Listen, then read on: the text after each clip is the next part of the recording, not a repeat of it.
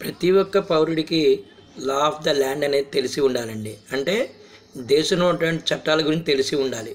ఇప్పుడు కొత్త ఈ క్రిమినల్ లాస్ అనేవి 3 అమలు కాబోతున్నాయండి జూలై 1 నుంచి అనమాట. బిఎన్ఎస్, బిఎన్ఎస్ఎస్, బిఎస్సి అని చెప్పి law of evidence, criminal procedure code ఇవన్నీ కూడా రిప్లేస్ అయిపోయాయండి. లా ఆఫ్ ఎవిడెన్స్ ఇవన్నీ కూడా వీటి ప్రకారం శిక్షలు కూడా చాలా కఠినమైనటువంటి శిక్షలు అనేవి ఉన్నాయి. కొన్నిటికి మినహాయింపులు అనేవి ఇవ్వడం అనేది జరిగింది. ఏదైనా సరే ప్రభుత్వం వారు ఈ చట్టాల గురించి విస్తృతంగా ప్రచారం చేసి ప్రజల్ని ఎడ్యుకేట్ చేయాలి. ఒక ఉదాహరణ చెప్తానండి. మూకదాడులు అంటారు.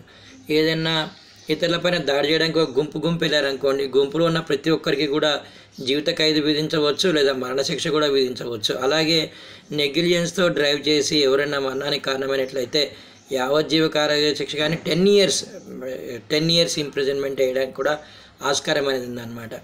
సో ఇవన్నీ కూడా ప్రతి ఒక్కరు తెలుసుకోవాలి. ఇవే కాదు, దేశద్రోహం అంటే ఏంటి ఇవన్నీ మార్పులు చేర్పులు చేయడం జరిగింది. 0 FIR ఒకటి, 90 రోజుల లోపల ఇన్వెస్టిగేషన్ పూర్తయిపోవాలి, మహా అయితే 180 డేస్ లోపే మొత్తం న్యాయ ప్రక్రియ మొత్తం పూర్తి కావాలని చెప్పి ఈ చట్టాల్లో పొందుపరచడం అనేది జరిగిందనమాట.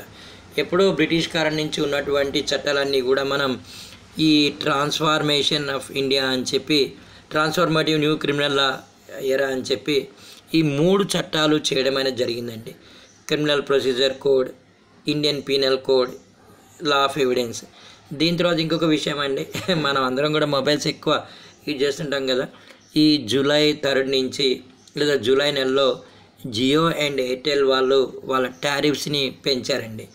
వీరే కాదు, చాలామంది ఆపరేటర్స్ కూడా ఇంకా పెంచే అవకాశం ఉందన్నమాట. చూడండి, ఒక ఖర్చు పెరిగే అంశం ఈ జూలైలో మీకు నేను తెలియజేశాను. ఏదేమైనా ఈ మార్పులు మీరు గుర్తించండి.